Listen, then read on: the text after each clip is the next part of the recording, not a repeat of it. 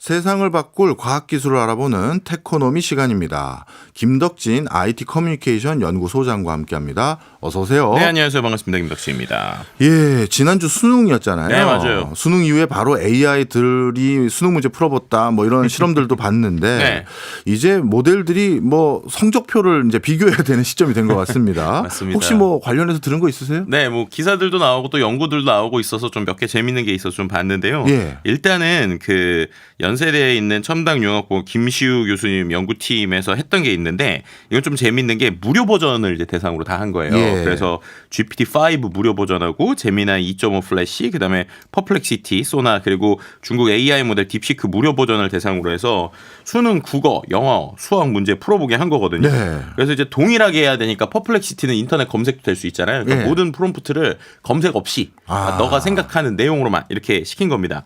그러니까 이제 뭐 추론이나 계산하는 거 본 건데 이제 가장 높은 성적 받은 건 역시 챗 GPT였고요. 와. 네, 챗 GPT가 특히나 수학에서 작년보다 좀 어렵게 출시됐다고 이제 출제됐다고 평가받는 수학 이번에 수능인데 한 문제 틀릴 정도로 우수한 성적을 보였다고 해요. 네. 그래서 확률과 통계를 선택했을 때는 4점짜리 문제 한 개만 틀렸고 96점 받았고 그래서 미적 부분 선택할 때 그리고 이제 92점, 기하 선택할 때 84점을 받았다고 하는데요.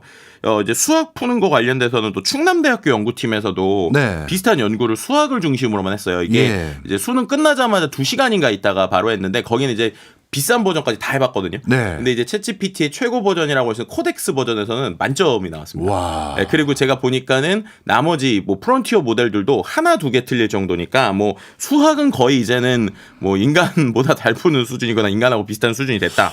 이렇게 좀 말씀드릴 수 있을 것 같은데. 수학 점수만 보면 챗 GPT 의대 가겠는데요? 그렇죠. 근데 결론적으로 다 풀어봤더니 등급은 높긴 하지만 예. 이제 서울에 있는 좋은 대학교 가기에는 좀 힘들다. 왜요? 이제 국어나 이런 언어 영역을 잘 못하더라고요. 국어. 실제로 이제 이제 아까 말씀드렸던 이제 무료 버전을 가지고 기본으로 했었던 거에서 특히 언어와 매체 선택 과목에서 0점이 나왔대요. 그리고 이제 뭐 화법과 작문 선택할 때는 53점, 언어와 예. 매체 때는 37점 이렇게 나왔고 예. 영어도 한 수능 2등급 정도. 근데 이거는 무료 버전이라서 그럴 수도 있어요. 네. 그다음에 뭐 2등은 중국의 AI 모델인 딥시크였는데 여기서는 오히려 국어랑 영어는 GPT보다 높았는데요. 수학은 거의 뭐 찍기가 의심될 정도로 뭐 낮은 점수가 나왔다고 합니다. 하여튼 네. 그래서 결론적으로 좀 전체적으로 보면 수학에서는 이제 추론하는 모델이 좋아지다 보니까 확실히 계산하는 거나 아니면은 풀이 방식 같은 걸 조금 이제 익히는 것 같은데 여전히 이제 아직 언어 모델 특히나 국어나 영어 같은 경우에는 좀 부진한 모습이었다. 뭐 이렇게 좀 평가하면 좋을 것 같습니다. 네. 결론적으로 수학은 잘하는데 언어 영역 능력이 좀 떨어진다. 이렇게 보면 되네요. 그렇죠. 약간 MBTI로 치면 약간 T에 가깝지 않나 뭐 이런 생각이 들기도 하고요. 왜냐하면 아까도 잠깐 말씀드린 대로 결국에는 최근에 AI 모델들이 추론 영역, 그러니까 뭔가 단계별로 생각하고 고민하면서 하는 부분이잖아요. 근데 그런 부분에 있어서 어쨌든 이런 수학적인 계산은 잘 푸는데 일종의 뭐 감정적 이해라고 할까요? 아니면 맥락을 좀 통합하는 능력 이런 거에 있어서는 아직은 특히나 이제 우리나라 국어 같은 경우에는 조금 떨어지는 게 아닌가 뭐 이렇게 볼 수 있을 것 같습니다. 네. 어찌 보면 세종대왕님께서 우리 국어를 만들어서 한글을 만들어서 진입장벽을 만들어준 것 같다 이런 생각이 드는데 네. 자 그런데 지난주에 챗GPT 5.1 이 버전이 업그레이드 됐는데 네. 어떻습니까? 이거는요. 아까 제가 챗GPT가 너무 T스럽다 그랬잖아요. 네. 이번에 5.1에 바뀐 맥락을 보면 약간 감성적으로 바뀌었다. 이렇게 좀 표현을 드리면 좋을 것 같아요. 예. 그러니까 약간 이제 뭐 똑똑하긴 하지만 이제 그들의 표현을 보면 좀 따뜻한 이런 표현들이 나와요. 그래서 예. 따뜻하다는 게 뭘까라는 거에 대해서 이제 되게 생각할 수 있는데 기존의 챗GPT를 쓰면 이제 어쨌든 대화가 되긴 하는데 완전히 인간적이라고 느끼긴 조금 부족한 면이 있잖아요. 약간은 네. 기계적이기도 하고. 근데 그런 부분에 있어서 좀 친근하고 자연스러운 대화 톤을 기본으로 제공하는 쪽으로 방향을 잡았습니다. 네. 특히 이제 GPT-5랑 GPT 5.1 띵킹 모델이 실제로 어떤 식으로 차이가 있는지 공식 이제 프롬프트나 아니면 공식 웹사이트에 있는 그 비교 결과들을 봤거든요. 예. 그랬더니 좀 흥미로운 부분이 있더라고요. 뭐냐면 예를 들면 사람이 뭔가 그 GPT한테 이렇게 물어봐요. 아, 나 지금 회의 직전에 커피를 온몸에 쏟았어요. 그럼 사람들이 나를 바보라고 생각할까요? 이렇게 이제 물어봤다고 생각해 보세요. 그럼 기존 GPT-5는 어디에 포커스를 주냐면 커피를 쏟았다에 좀 집중을 해요. 예. 그래가지고 이게 어떤 식이냐면 처음에는 그냥 공감하는 척합니다. 그래서 그런 일이 생겨서 유감이에요. 이렇게 한 다음에 그렇진 않아요. 왜냐하면 사람들이 그렇게 너무 그렇게 생각하지 않을 겁니다. 과대평가하는 겁니다. 이 정도만 얘기한 다음에 뒤에서 오히려 어떤 얘기를 하냐면 커피 쏟은 거를 닦기 위한 방법에 대한 걸 엄청 이제 강조를 해요. 예. 그래서 갑자기 이제 실용적으로 뭔가 주방 세제나 물 갖고 안쪽으로 닦아내고 예. 뭐 사무실에서 좀 어두운 가디건을 입으시고 예비용 상의를 혹시 모르니까는 책상 서랍에 좀 넣으시고 막 이런 식으로 하십시오. 뭐 이런 식으로 얘기를 한단 말이에요. 그래서 어떻게 보면 이 답변이 공감으로 시작은 하긴 하는데 포인트는 해결책 중심으로 이제 얘기를 하는 게 기존의 GPT-5였단 말이에요. 네. 그런데 GPT 5.1한테 똑같이 나 회의 직전에 커피를 쏟았는데 나를 다들 바보라고 생각했을까요? 라고 하면 예. 얘는 뒤쪽에 포커스를 갖는 거예요. 아. 그러니까 바보라고 생각했을까요? 라는 맥락에 대해서 뭐라고 하냐면 아니 그렇지 않아. 너 당황해서 그러는 거고 네 뇌가 지금 너 너무 당황시킨 거니까 사소한 실수도 성격적 결함으로 치부해버린 거 지금 네 뇌가 그러는 거니까 그런 거 아니야. 그러면서 뭐라고 그러냐면 이런 표현까지 합니다. 사람들이 너무 바쁘기 때문에 오히려 그 상황에서 너 커피 쏟은 거 보면 너를 바보라고 얘기 안 하고 바쁜 사람이라고 생각할 거야. 그러니까 예. 걱정하지 마 이렇게 얘기를 하고요. 그 다음에 또 계속적으로 얘기하는 게 야 너 어쨌든 지금 너가 생각하는 건 현실적인 게 아니고 뇌가 잠깐 착각한 거 그런 거 아니고 어쨌든 회의에 참석했으니까 유능하고 사소한 실수였으니까 괜찮아 이런 식으로 하면서 마지막에 결국에는 회복력이 중요하니까 숨 좀 쉬시고 괜찮아요 이런 식으로 얘기를 하지 뭔가 닦는 방법에 대해서 얘기를 하지 않아요. 그러니까 이게 어떻게 보면 GPT 5.1이 5와 다르게 사람들에게 뭔가 캐주얼적이기도 하고 직접적으로 얘기를 하면서 심리적인 재구성을 하니까 그 맥락에 있어서 사람들이 필요한 게 무엇인가라는 걸 조금 더 이야기해 주는 쪽으로 좀 톤이나 생각의 방식이나 흐름이 바뀌고 있다. 이런 것들이 이번에 5.1의 좀 가장 큰 특징 중에 하나라고 볼 수 있을 것 같습니다. 제일 궁금한 건 오픈 AI 회사가 왜 감성적인 기능에 훨씬 방점을 찍어서 이번 버전을 개발했을까요? 그게 훨씬 어떤 목적이 있을 거 아니에요? 네, 맞습니다. 실제로 이제 두 가지 정도를 생각해 볼 수 있을 것 같아요. 가장 중요한 거 하나는 결국에는 사람들이 오래 쓰게 하려면 어떻게 해야 될까라는 겁니다. 그러니까 우리가 과연 정보성의 어떠한 내용을 찾을 건지 예. 아니면은 공감하면서 대화를 할 때 사람들이 많이 쓸 건지에 대한 건데요. 이제 뒤에 준비하긴 했는데 중요한 거니까 먼저 얘기하면 우리나라에서 실제로 그 비슷한 통계가 하나 있어요. 예. 최근에 한국인이 네. 가장 오래 사용한 AI 챗봇 관련된 통계가 나왔거든요. 1등이 올 것 같으세요? 1등 챗봇이요? 네. 뭘까요? 당연히 우린 챗GPT라고 생각하잖아요. 네. 챗GPT가 당연히 오래 쓸 거라고. 그런데 이제 그 10월 기준으로 이제 안드로이드 기준에서 이제 데이터를 분석을 한 데이터를 보면요. 실제로 이제 이게 와이즈 앱에서 분석한 건데 예. 이게 이제 사용자 안드로이드 사용자나 iOS 사용자를 다 가지고 통계적으로 추정한 거거든요.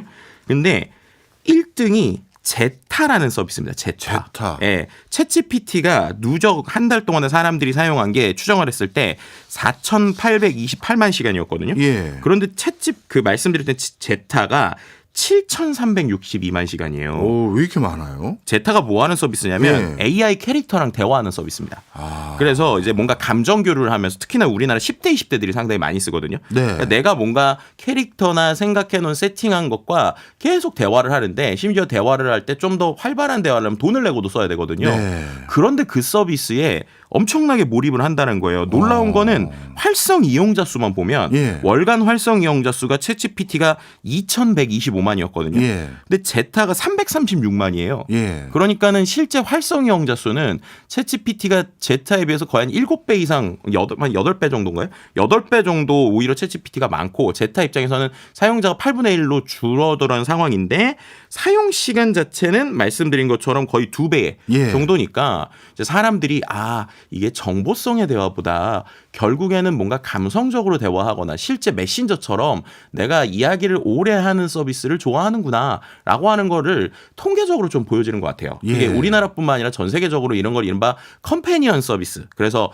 동반자 같은 서비스라고 표현을 하거든요. 예. 근데 그 동반자 같은 서비스의 가장 큰 것 중에 하나가 어떻게 보면 나에 대한 관심, 말투 변화 이런 것들인데 그런 관점에서 이번에 GPT 5.1의 방향성이 결국에는 사용자들이 더 오래 머물게 할 수 있는 방향이 무엇인가를 상당히 고민했다라고도 말씀드릴 수 있을 것 같습니다. 실질적으로 웹이나 앱에서 누가 승리하고 있느냐를 평가하는 가장 중요한 잣대 중에 하나가 체류 시간인데 그렇죠. 그런 것까지도 이제 신경 쓰면서 챗 GPT에 많은 시간을 체류할 수 있도록 만드는 그런 장치였군요. 네, 맞습니다. 근데 이번에 또 주목받는 게 뭐 단톡방 기능? 이건 뭡니까? 이것도 이제 상당히 놀라운데요. 이번에 이제 GPT 5.1에서 크게 세 가지 정도가 앞서서 말씀드린 대로 말투가 바뀌었다는 거.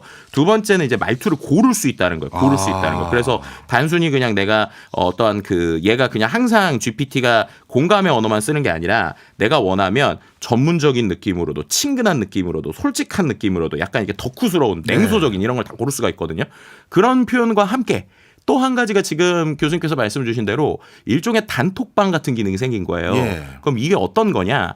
제가 제 그 GPT 채팅방에 교수님이 만약에 챗GPT를 쓰고 계시면 초대를 해서 대화를 할 수 있는 마치 이제 우리가 잘 쓰는 카카오톡 메신저 같은 서비스거든요. 근데 단순히 사람끼리만 얘기하는 게 아니라 거기에 GPT가 같이 들어가 있어요. 그러면 예를 들면 어떤 식이냐면 제가 교수님이랑 막 대화를 해요. 교수님이랑 대화를 하고 있는데 갑자기 얘가 껴드는 거예요. GPT가 껴들어가지고 뭔가 말을 할 필요가 있으면 말을 하거나 아니면은 제가 어떤 GPT를 불러와서 쓸 수도 있는 겁니다. 예를 들면은 교수님하고 제가 막 대화를 하다가 야 우리 오늘 저녁 뭐 먹을까 막 이렇게 얘기를 하고 있어요. 그럼 갑자기 그 대화방에 제가 태그를 놓고 GPT를 넣은 다음에 우리 둘이 저녁 뭐 먹으면 좋을 것 같아?라고 하면은 이 녀석이 대화를 해주는 거예요. 예. 네, 근데 중요한 거는 그 대화를 할 때 그 대화창에서 대화했던 맥락을 얘가 알고 있어요. 네, 그냥 뭐 저녁 추천해줘 그러면 아무 생각 없이 저녁 추천해주는 게 아니라 이 녀석한테 우리가 지금까지 뭔가 그래 너는 소고기 좋아하고 회는 별로 안 좋아하는 거다 이런 식으로 얘기를 했으면 위에서 교수님께서 소고기를 좋아하신다고 했으니까 제가 서울에 있는 소고기집을 추천해 드릴게요. 이런 식으로 이제 대화가 된다는 겁니다. 그러니까 이거야말로 어떻게 보면은 기존에 우리가 알고 있었던 메신저 서비스 안에 AI가 들어오는구나라는 방향으로도 볼 수 있다라고도 말씀드릴 수 있는 것이죠. 야, 이거 갑자기 큰일 났다는 생각이 드는데요. 왜냐하면 제가 어디 가도 자랑하는 게 한국은 아시아 전체를 아우르는 SNS 메신저 앱을 개발한 회사다 하면서 우리 대표적으로 라인도 얘기하고 또 우리는 자체적으로 카카오라는 자체 이 메신저 앱이 있다 이렇게 자랑하고 다녔는데 이거 갑자기 새로운 바람이 일어서 우리 이 생태계가 다 좌초되는 거 아닌가요? 그러니까 이게 상당히 공격적인 방향성이라고 볼 수 있어요. 왜냐하면 이 지금 말씀드린 GPT 5.1의 채팅 기능이 그럼 글로벌 다 들어가 있느냐? 아닙니다. 미국에도 아직 없어요. 어디 들어가 있느냐? 한국, 일본, 뉴질랜드, 대만 이 네 개의 회사입니다. 네 개의 나라부터 먼저 도입이 됩니다. 말씀하신 것처럼 아시아권에서 특화된 메신저라든지 아니면은 챗GPT 수용률이 높은 국가부터 지금 도입을 하고 있는 거거든요. 근데 그런 부분에 있어서 맨 앞에 지금 한국이 있고 그다음에 최근에 GPT 5.1을 발표하는 타이밍에 맞춰서 오픈 AI에서 실제로 사람들을 초대해서 이제 한국에서의 어떤 방향성을 가지고 있는지에 대한 이야기를 하면서 이번에 이 5.1 기능도 같이 소개를 했거든요. 그런 관점으로 보면 이제 명확하게 이 오픈 AI의 그다음 방향성은 챗GPT나 우리가 있었던 메신저에 이제 어떻게 보면 방점을 두고 있는 형태라고 볼 수 있을 것 같습니다. 왜 그러냐면요. 이게 단순히 그러면 그냥 대화만 하면 끝나느냐 이게 아니에요. 기본적으로 이 대화는 최대한 20명까지 이제 참여시킬 수 있거든요. 그러니까 일종의 단톡방 같은 거죠. 그리고 그 안에서 맥락을 파악하면서 얘가 알아서 어떨 때 이제 어떻게 하냐면 대화를 하고 있다가 지금은 GPT가 껴들어야겠다. 안 껴들어야겠다. 이런 것도 이제 체크를 하기도 하고요. 그다음에 얼마나 공격적이냐면 무료 사용자들한테도 무제한 대화를 허용했어요. 그러니까 지금 챗GPT를 무료로 쓰시면 기본적으로 대화를 할 때는 하루에 대화량이 제한이 있어서 이 더 이상 쓰려면 유료를 쓰셔야 됩니다라는 게 뜰 때가 있거든요. 근데 이 챗GPT 안에 이 채팅 대화 기능을 쓰면 그 기능 안에서는 어떠한 지금 그 가입제라도 무제한으로 쓸 수 있는 포인트가 있습니다. 그러니까 이게 이제 상당히 또 강력한 거고요.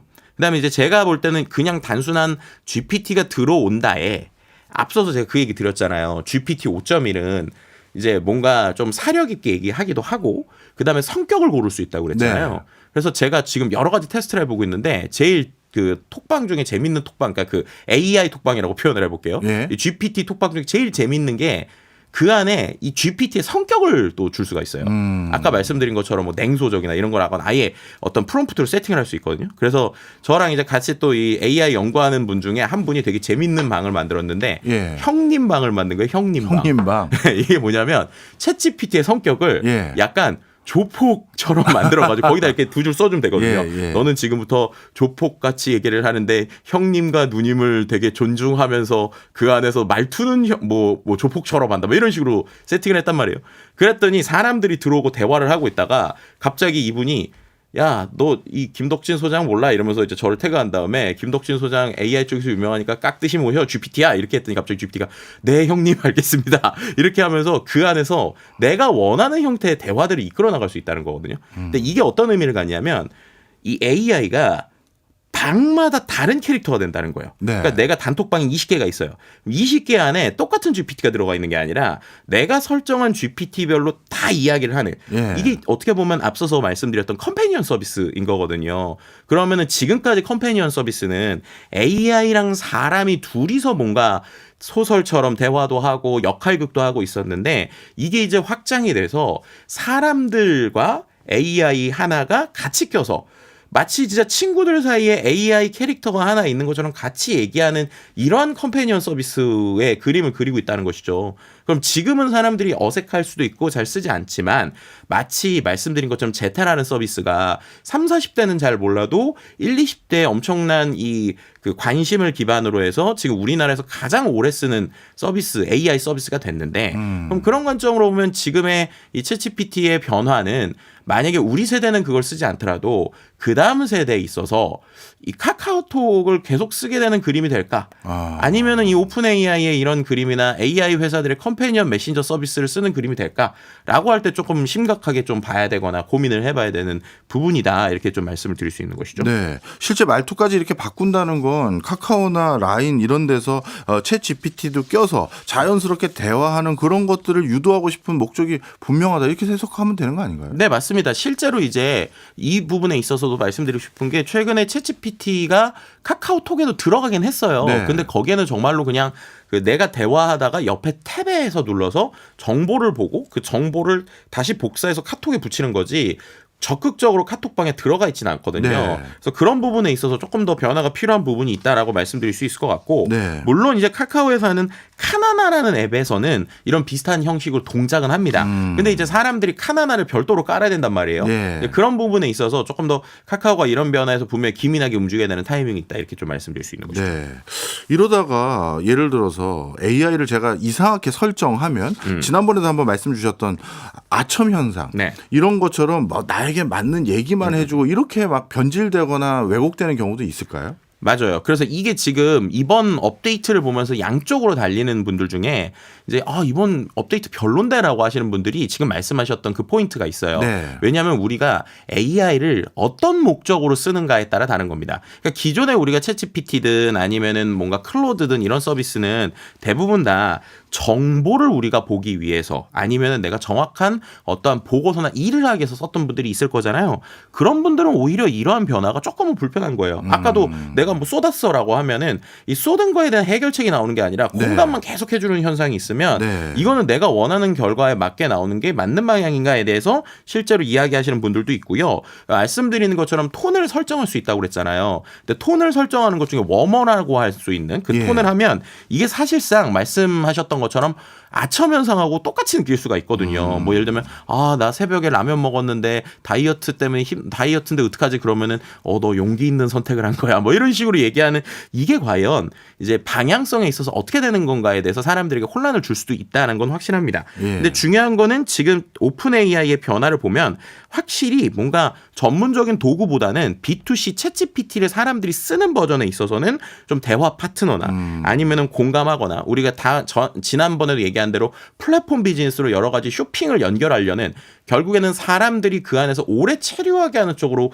그림이 간다고 볼 수 있을 것 같고요. 뭐 그럼 모든 AI가 이렇게 가느냐? 그건 아니고 클로드 같은 경우에는 아예 B2B로 간다든지 아니면 제미나이는 구글 서비스에 특화한다든지 이런 형태들로 좀 변화할 것 같습니다. 그리고 오픈 AI 입장에서도 그 기업들이 만드는 API 서비스에서는 이러한 뭔가 조금 친절한다기보다는 일을 잘하는 쪽으로 좀 집중을 하고 있거든요. 그래서 다양한 AI가 정말로 플랫폼 서비스나 앱 서비스 처음 나왔던 것처럼 이제 다분화되고 목표에 따라서 달라지고 있다. 그래서 그런 형태가 좀 시장에 미칠 수 있는 움직임이나 변화폭도 좀 같이 보시면 여러 가지 도움이 되지 않을까 이런 생각이 듭니다.